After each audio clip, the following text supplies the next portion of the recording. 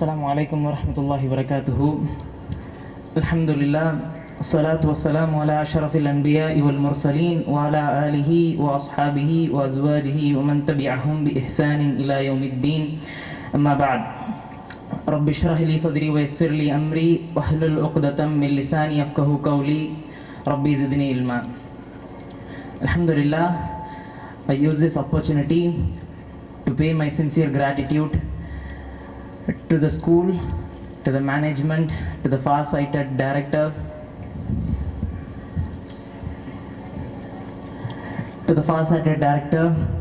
the master of execution, the master of planned commissions, my principal, the director, and the teachers who have inculcated and shaped, sculpted each and every element of my acumen, character, skill set, and whatever walks in all walks of my life.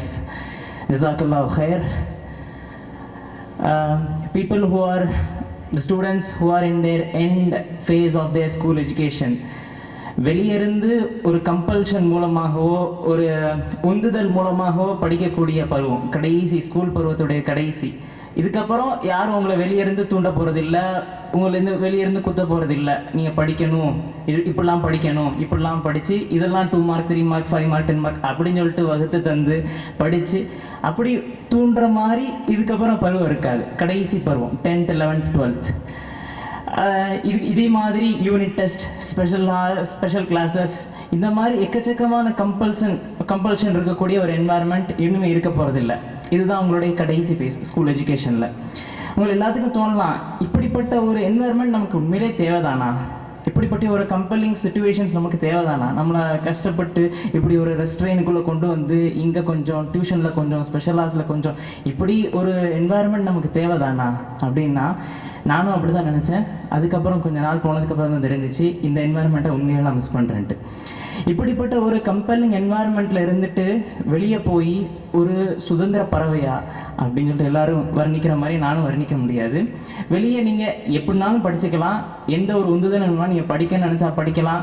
இல்லை வெவ்வேறு ideologies, வெவ்வேறு கருத்துக்கள் உங்களுடைய mind அதை கிரகிக்கிச்சு நீங்கள் உங்களுக்குத்தானே வகுக்கக்கூடிய ஒரு character develop பண்ணக்கூடிய stage அந்த ஸ்டேஜ்.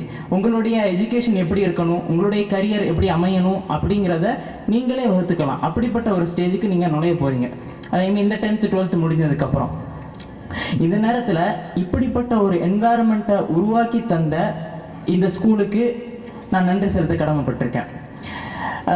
இந்த ஸ்கூலை பற்றி சொல்லணும்னா, இந்த ஸ்கூலில் மேலப்பாளையத்தில் உள்ள ஒவ்வொரு வீட்லேயும், அது இல்லாமல் மற்ற ஊர்களிலேருந்து வரக்கூடிய ஒவ்வொரு பேரண்ட்ஸும் ஒவ்வொரு குடும்பமும் நம்ம வீட்டு ஸ்கூல் மாதிரி அணுகக்கூடிய ஒரு என்வாயர்மெண்ட்டை உருவாக்கி தந்த இந்த மேனேஜ்மெண்ட். அவங்க ஈஸியாக வந்து கன்செஷனாக இருக்கட்டும், தங்களுடைய குழந்தைகள் பற்றின நடவடிக்கைகள், அவங்கள பற்றின விஷயங்களாக இருக்கட்டும், இது எல்லாத்தையும் ஈஸியான முறையில் அணுகி ஸ்கூலில் உள்ள டீச்சர்ஸும் சரி, அட்மினிஸ்ட்ரேஷனும் சரி, யாருன்னாலும் அணுகக்கூடிய அளவுக்கு ஒரு ஃப்ளெக்சிபிள் என்வாயர்மெண்ட்டை உருவாக்கி தந்த இந்த மேனேஜ்மெண்ட், அதோட டைரக்டர் ரியா சார், அதுக்கப்புறம் அவங்க இன்னும் அவரோட சேர்ந்திருக்கக்கூடிய ட்ரஸ்டீஸ், இவங்க எல்லாத்துக்குமே நன்றி செலுத்த கடமைப்பட்டிருக்கேன்.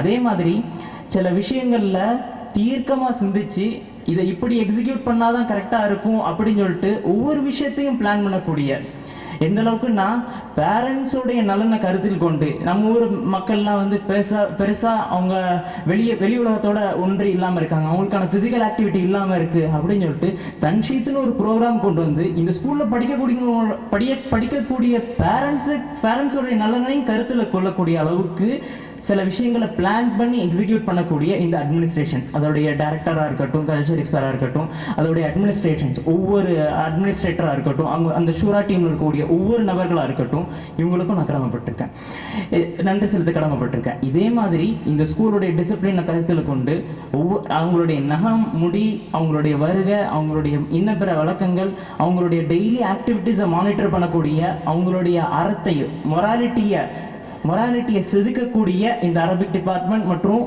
அதை சார்ந்து இருக்கக்கூடிய டிசிப்ளின் கோஆர்டினேட்டர்ஸ், இவங்களுக்கும் நான் நன்றி செலுத்த கடமைப்பட்டிருக்கேன். இது அல்லாமல் இந்த ஸ்கூலுடைய டீச்சர்ஸ், இந்த டீச்சிங் கம்யூனிட்டியாக இருக்கட்டும், அவங்க எந்த அளவுக்கு கஷ்டப்படுறாங்கன்னா, எந்த அளவுக்கு இந்த ஸ்கூலின் மேலே அக்கறை கொண்டிருக்காங்கன்னா, சில விஷயங்கள் அவங்களுக்கு இந்த ஸ்கூல் வரத்துக்கு முன்னாடி தெரிஞ்சே இருக்காது. சில விஷயங்கள் கத்திருக்கவே மாட்டாங்க. இப்படிலாம் ஸ்கூலில் இருக்கணுமா அப்படின்னு சொல்லிட்டு ஒரு சூழ்நிலையே இல்லாத நிலைமை. இன்னும் பிற ஸ்கூல்களில் இப்படி ஒரு சூழ்நிலையே இருந்திருக்காது. எப்படின்னா, ஒரு ஸ்டூடெண்ட்டோடைய இண்டிவிஜுவல் கிராஃப் டெவலப் பண்ணணும். அதுக்கு ஏஐ யூஸ் பண்ணுறதா இருக்கட்டும், அதுக்கு கம்ப்யூட்டருடைய எல்லா அப்ளிகேஷன்ஸும் யூஸ் பண்ணுறதா இருக்கட்டும், எக்ஸல்ல இருந்து வேர்டு என்னென்ன கம்ப்யூட்டர் அப்ளிகேஷன்ஸ் டூல்ஸ் இருக்குதோ இது எல்லாத்தையும் அவங்களுக்கு தெரியாமலே இருந்தாலும் அதை கற்றுக்கிட்டு ஒவ்வொரு ஸ்டூடெண்ட்டுக்கும் தனித்தனியாக கிராஃப் மேக் பண்ணுற அளவுக்கு அவங்க இந்த ஸ்கூலுக்காக அர்ப்பணிச்சிருக்காங்க. அவங்களுக்கும் நான் இந்த நேரத்தில் நன்றி செலுத்த கடமைப்பட்டிருக்கேன். இவங்க எல்லாரும் உழைச்ச இந்த மேனேஜ்மெண்ட்டாக இருக்கட்டும், அட்மினிஸ்ட்ரேஷனாக இருக்கட்டும், இந்த டீச்சிங் கம்யூனிட்டியாக இருக்கட்டும், நான் டீச்சிங் ஃபேக்கல்ட்டிஸாக இருக்கட்டும், யாராக வேணா இருக்கட்டும், இவ்வளோ பெரிய கம்யூனிட்டி சேர்ந்து உங்களை இப்படி ஒரு என்வாயர்மெண்ட்டில் உட்கார வச்சதுக்கான அவுட்கம் என்னவா இருக்கும்னு எதிர்பார்க்குறாங்கன்னா, அவங்களுடைய நோக்கம் என்னன்னா, அல்லாஹ் குரான்ல வந்து யா அஹ்லல் கிதாப் அப்படின்னு சொல்லிட்டு ஒரு கம்யூனிட்டியை பார்த்து அல்லாஹ் சொல்லிக்கிட்டே இருக்கான். யா அஹ்லல் கிதாப் அப்படின்னு சொல்லிட்டு யாரை சொல்றான்னா, யூதர்களையும் நஸ்ரானிகளையும் அல்லாஹ் சொல்றான். யூதர்களுக்கு வந்து அல்லாஹ் கிதாபை கொடுத்தேன், வேதத்தை கொடுத்தேன் அப்படின்னு சொல்றான். வேதம் கொடுக்கப்பட்ட சமூகம் கண்டிப்பா அறிவு சார்ந்த சமூகமாக தான் இருக்கும், அப்படிதானே? அவங்களுக்கு அறிவு கிடைக்கப்பட்டுதான் இருக்கும், அவங்களுக்கான இல்மு கொடுக்கப்பட்டாச்சு, அவங்களுக்கு வாசிக்க தெரியும். இந்த உலகத்திலேயே அவங்க தான் யா அஹ்லல் கிதாப். நபியோடைய காலத்திலேயும் அவங்க தான் யா அஹ்லல் கிதாப். அஹ்லல் கிதாபா இருந்தவங்க யஹூதிகள் தான். அப்படிப்பட்ட அறிவார்ந்த சமூகம் அல்லாஹ் சொல்லிட்டு அவங்கள தான் அல்லாஹ் நிறைய அவங்களுக்கு நெகட்டிவ் குவாலிட்டிஸை சொல்றான். அவங்கள்ட்ட கிபர் இருந்துச்சு, இத்தாத்து சுத்தமா கிடையாது, அவங்களுடைய நபிமார்களை கொலை செஞ்சாங்க, இப்படி எக்கச்சக்கமான கெட்ட குணங்கள் உடையவங்க இருந்தாங்க, அப்படித்தானே? எவ்வளவுதான் அறிவு கொடுக்கப்பட்டிருந்தாலும், எப்படி ஷைத்தானுக்கு அறிவு கொடுக்கப்பட்டிருந்தும் அவனுடைய அரகன்ஸ் கிபர்னால அவன் சஜ்ஜா செய்ய மறுத்து இத்தாத் இல்லாம வெளியே போனானோ, இதே மாதிரி தான் பனி இஸ்ரவேலர்கள் யஹூதிகளும் நசரானிகளும் அவங்களுக்கு அறிவு கொடுக்கப்பட்டிருந்தும், இருக்கிறதுலே பெரிய இன்டலெக்சுவலா இருந்தும், அந்த நேரத்துல அவங்கள மாதிரி அறிவு பெற்ற சான்றோர் யாருமே இல்லை. அப்படிப்பட்டவங்களா இருந்தாலும் அவங்கள்ட்ட இத்தாத் கிடையாது, ஒழுக்கம் கிடையாது, கட்டுப்படுதல் கிடையாது, தான் இஷ்டத்துக்கு தெரிகிறது. இப்படிப்பட்ட ஒரு சமூகத்தை அல்லாஹ் குரான்ல எக்கச்சக்கமான இடத்துல அல்லாஹ் சபிச்சுன்னு சொல்றான், அவங்களுடைய பேட் குவாலிட்டிஸ்ன்னு சொல்றான்.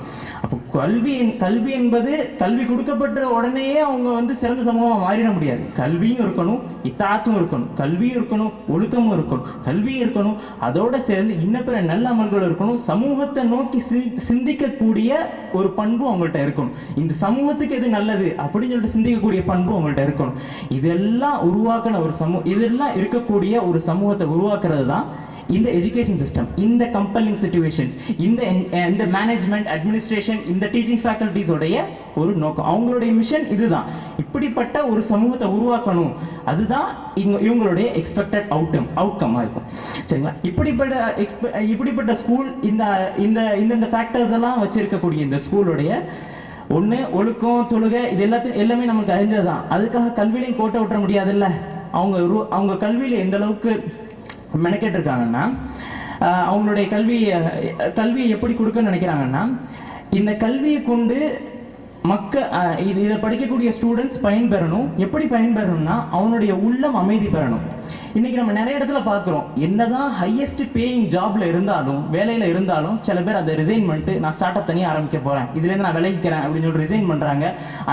அந்த பெரிய ஜாப்ஸோடைய, அந்த பெரிய கம்பெனிஸோடைய டைரக்டர்ஸ்க்கு எதிராக புரட்சி பண்றாங்க. எக்ஸாம்பிள் கூகுளில் வேலை பார்க்கக்கூடிய சில பேர், அமேசான்ல வேலை பார்க்கக்கூடிய சில பேர் நினைச்சாங்க, அதுக்கு எதிராக போராட்டம் பண்றதும், அதுக்கு எதிராக குரல் கொடுக்கறதும் இருக்கிறாங்க. இதுக்கெல்லாம் காரணம் என்ன? அவங்களுக்கு ஒரு நாலேஜ் இருக்கு, அந்த நாலேஜ் அவங்க உள்ளத்தோட ஒத்து போகல, அவங்களுடைய ஐடியாலஜிக்கு, அவங்களுடைய உள்ளத்தோட அவங்களுடைய மனசாட்சிக்கு ஒத்து போகாத ஒரு வேலையை அவங்க சொல்றாங்க. இப்படிப்பட்ட ஒரு சூழ்நிலை தான் இன்றைய உலகத்தில் நடந்துட்டு இருக்கு, அப்படிதானே? கூகுளில் இருக்கக்கூடிய சில பேர் அதுக்கு எதிராக குரல் எழுப்புறாங்கன்னா காரணம் என்ன? அவங்க சொல்லக்கூடிய வேலைகள் இவங்களுடைய மனசாட்சிக்கு, கன்சென்ஸுக்கு ஒத்து போகல. அப்போ இதுக்கு தீர்வு என்னவாக இருக்கும்? உள்ளத்தோட ஒத்து போகக்கூடிய, மனசாட்சியோட ஒத்து போகக்கூடிய, நம்மளுடைய ஃபித்ரத்தோட ஒத்து போகக்கூடிய ஒரு இல்ம கொடுக்கப்படணும். அப்படிப்பட்ட ஒரு இல்ம கொடுக்கப்பட்டு அதுல அவன் வேலையும் செய்யணும், அதுல அவனுடைய கரியர் பார்த்து அமைச்சுக்கணும். இப்படிப்பட்ட ஒரு எஜுகேஷன்ல தான் இந்த ஸ்கூல் கொடுக்க நினைக்கிறாங்க. அப்போ உங்களுடைய மனசாட்சிக்கும் கன்சைன்ஸுக்கும் ஒத்து போகக்கூடிய அதோட கோயின்சைட் ஆகக்கூடிய ஒரு எஜுகேஷனை இந்த ஸ்கூல் கொடுக்க நினைக்குது. அது அல்லாமல் என்னுடைய பர்சனல் டிப்பாக ஒன்று சொல்கிறேன். இந்தியாவில் எக்கச்சக்கமான இடத்துல போய் வேலை பார்க்கலாம். நம்ம ஊரை தாண்டி போனாலே நம்ம என்ன பார்க்கலாம்னா அர்பன் கல்ச்சரை பார்க்கலாம், மெட்ரோபாலிட்டன் கல்ச்சரை பார்க்கலாம், லிபரல் கல்ச்சரை பார்க்கலாம், ஃபெமினிஸ்ட் கல்ச்சரை பார்க்கலாம். இந்த மாதிரி எக்கச்சக்கமான கல்ச்சர்ஸ், ஐடியாலஜிஸ், கருத்துக்கள், சித்தாந்தங்களை பார்க்கக்கூடிய ஒரு உலகத்துக்கு தான் நம்ம போவோம். அப்படிப்பட்ட உலகத்துல போய் நம்மளுடைய ஒரிஜினல் இஸ்லாமிக் ஃபித்ரத்தை, நம்மளுடைய ஒழுக்கமான ஃபித்ரத்தை எக்காரணத்தை கொண்டு விடக்கூடாது. அப்படி கண்டினியூஸா கொண்டு போயிட்டே இருக்கணும். அதுக்கு ஒரு சின்ன ட்ரைனிங் செஷன் தான் இந்த 3 இயர்ஸ் 12 இயர்ஸ். இந்த ஸ்கூல் உருவாக்கி தந்த இந்த 12 இயர்ஸ், இந்த ஸ்கூல் கட்டமைச்சு வச்சிருக்கீங்க, இந்த 12 இயர் செட்டப் இருக்குல்ல, இதுக்கப்புறம் உங்களுக்கு இருக்கக்கூடிய இந்த 3 இயர் செட்டப், இவ்வளோ கஷ்டமான சூழ்நிலை உட்காந்து நீங்கள் படிச்சிட்டிங்கன்னா 3 வருஷம் இந்த சொசைட்டியை, இந்த என்வாயர்மெண்ட்டை நீங்கள் கடந்து போயிட்டீங்கன்னா, இந்த என்வாயர்மெண்ட்டை நீங்கள் அக்கஸ்டம் ஆயிட்டீங்கன்னா, அடுத்து வரக்கூடிய காலத்தில் அந்த தப்பான ஐடியாலஜிஸ், லிபரலிசம், ஃபெமினிசம், இந்த மாதிரி தப்பான ஐடியாலஜிஸ்க்கு உங்கள் மனம் ஒவ்வாது, அதை ஏற்றுக்கொள்ள தோணாது, அதில் உள்ள கருத்துக்களை உங்களுக்கு லகிக்காது. இப்படிப்பட்ட ஒரு கல்வியை தான் இந்த ஸ்கூல் கொடுக்க நினைக்குது. இதெல்லாம் கொடுக்கப்பட்டு உங்களுடைய கரியர் பாசனியம் எப்படி அமைச்சிக்கணும்னா, ஜஸ்ட் இதுக்கு முன்னாடி இருந்த மாதிரி மெடிசின், இன்ஜினியரிங், ஆர்ட்ஸ் இது மட்டும் இல்லை, இது தாண்டி எக்கச்சக்கமான வழிகளில் நம்ம பயணிக்கலாம். அப்படிங்கிறதுக்கு நான் ஒரு நல்ல உதாரணம். நான் 12th முடிக்கிற வரைக்கும் நான் டாக்டர் ஆவேன், எம்பிபிஎஸ் ஆவேன், பயாலஜி தான் படிச்சுட்டு இருப்பேன், பயாலஜி ஃபீல்டு தான் போவேன்னு நினைச்சாங்க. இப்போ எனக்கும் பயாலஜிக்கு எந்த சம்மந்தமும் இல்லை. அப்படிப்பட்ட ஒரு சூழ்நிலை தான் இப்போ இந்த உலகத்தில் இருக்கு. உங்களுக்கு கொடுக்கப்பட்டிருக்க வாய்ப்புகள் எக்கச்சக்கமான வாய்ப்புகள், அதுக்கான வழிகள் எக்கச்சக்கமான வழிகள், எவ்வளோ நிறைய ஆப்பர்ச்சுனிட்டிஸ் இருக்கு. இந்த டீ கடையில் உட்காந்துட்டும் பல இடங்கள்ல பேசுற மாதிரி முஸ்லீம்கள்னா அங்கே ஒதுக்கிடுவாங்க, சில பேரை கொடுக்க மாட்டாங்க அப்படின்னு சொல்லிட்டு எங்கேயுமே இல்லை.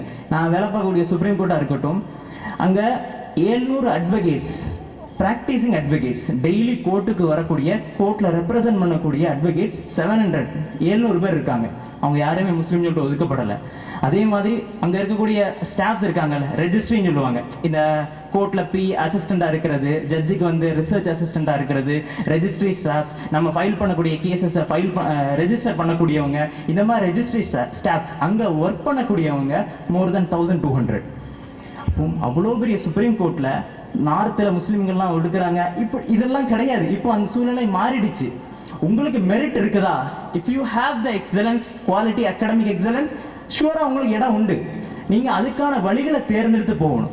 இதை மாதிரி எக்கச்சக்கமான வாய்ப்புகள் இருக்கு. Apart from medicine and engineering, காமர்ஸில் எக்கச்சக்கமான வாய்ப்புகள் இருக்குது. நீங்கள் வந்து எங்கேனாலும் போய் உங்களுடைய பிஸ்னஸை ஸ்டார்ட் பண்ணலாம். இப்போ நம்ம எல்லாரும் போகணும் ஆசைப்படக்கூடிய கல்ஃபாக இருக்கட்டும், சவுதியாக இருக்கட்டும், துபாயாக இருக்கட்டும், இது எல்லாமே இப்போ அர்பனைஸ்டாக மாறிட்டு இருக்கு. ஒரு அடுத்த லெவலுக்கு போயிட்டு இருக்காங்க. நியோம் சிட்டின்னு சொல்லிட்டு தனியாக ஒரு சிட்டி உருவாக்குறது, அவங்களுக்கு தேவையான ஃபுட்பால் ஸ்டேடியம்ஸ், இந்த மாதிரி எக்கச்சக்கமான ஆப்பர்ச்சுனிட்டிஸ் கிரியேட் பண்ணுற மாதிரி ஒரு சூழ்நிலை கல்ஃபில் கிரியேட் ஆகிட்டு. அதில் இது நாள் வரைக்கும் இன்ஜினியர்ஸாகவும் வேலை பார்க்கக்கூடிய தொழிலாளிகளாகவும் போன நம்ம இன்ஷா அல்லாஹ் இதுக்கப்புறம் பிஸ்னஸ்மேன்ஸா, பிஸ்னஸ்மேனா, ஆண்டர்பிரினர்ஸா, பிஸ்னஸ் டைக்கூன்ஸா இன்ஷா அல்லாஹ் இதுக்கப்புறம் போகும். இதற்கான வாய்ப்புகள் எல்லாமே இந்த உலகத்தில் இருக்குது. ஒரே ஒரு விஷயம் மட்டும் தான் தேவை, உங்களுடைய மெரிட், உங்களுடைய கல்வி. நீங்கள் படித்த கல்வியை கொண்டு இந்த சமூகத்துக்காக செய்யணும் அப்படிங்கிற ஒரு எண்ணம் மட்டும் இருந்தால் போதும். இது எல்லாத்துக்கும் ஒரே அடிப்படை தான், உங்களுடைய ஒரே ஒரு தேவை மட்டும்தான், ஒரே ஒரு ரெக்குயர்மெண்ட் தான், அது உங்களுடைய கல்வி, உங்களுடைய ஹார்ட் ஒர்க். இது அல்லாமல் ஒரு ஸ்பிரிச்சுவல் ஃபேக்டர், ஸ்பெஷல் ஃபேக்டர் உங்களுடைய துவா. உங்களுடைய பெற்றோர்களாக இருக்கட்டும், மாணவர்கள், இங்கே 2 பேருமே துவா கேட்கணும். அது எப்படிப்பட்ட துவா இருக்கணும்னா, எதுனா ரகபம் ஒரு ரஹபா, உங்களுடைய ஹோப்பை கொண்டும் உங்களுடைய ஃபியரை கொண்டும் நீங்கள் துவா கேட்கணும். என்னுடைய மென்டர் எப்பவும் சொல்கிற மாதிரி எனக்கு சொன்ன அட்வைஸ், பொதுவாக எப்பவுமே எனக்கு சொன்ன அட்வைஸ் என்னன்னா, ஏதாவது ஒரு முக்கியமான இன்டர்வியூக்கு போகிறா இருந்தாலோ, எக்ஸாமுக்கு போகிறா இருந்தாலோ, என்னுடைய மென்டர் எனக்கு சொன்ன அட்வைஸ் என்னன்னா, அல்ல நமக்கு தராட்டா வேற எவனுக்குள்ள தருவான், இது ஹோப். நமக்கு கொடுக்காட்டா வேற யாருக்கு கொடுக்க போறான்? அல்ல இவ்வளோகான தொழுது துவா கேட்டு இவ்வளோகான பேணுதலா இருந்ததுக்கு அப்புறம் அல்ல நமக்கு தராட்டா அந்த ஆப்பர்ச்சுனிட்டி வேற யார் கொடுக்க போறான்? இது ஹோப். எப்படிப்பட்ட ஃபியர்னா, அல்லாஹ் இவ்வளோ பெரிய ஒரு சூப்பரான என்வாயர்மெண்ட்டை நம்மளை வச்சிருக்கானே, நம்ம இவ்வளோ சூப்பரான என்வாயர்மெண்ட்டில் இருந்துட்டு இந்த சமூகத்துக்கு எதுவுமே செய்ய முடியாமல் போயிருமோ, இந்த கம்யூனிட்டிக்கு திருப்பி கொடுக்க முடியாமல் போயிருமோ அப்படிங்கிற பயத்தோடையே துவா கேட்கணும். இப்போ ஹோப்போடையும் ஃபியரோடையும் துவா கேட்கணும். இன்ஷா அல்லாஹ் வெற்றி நமதே. அஸ்ஸலாமு அலைக்கும் வரஹ்மத்துல்லாஹி வபரகாத்துஹு.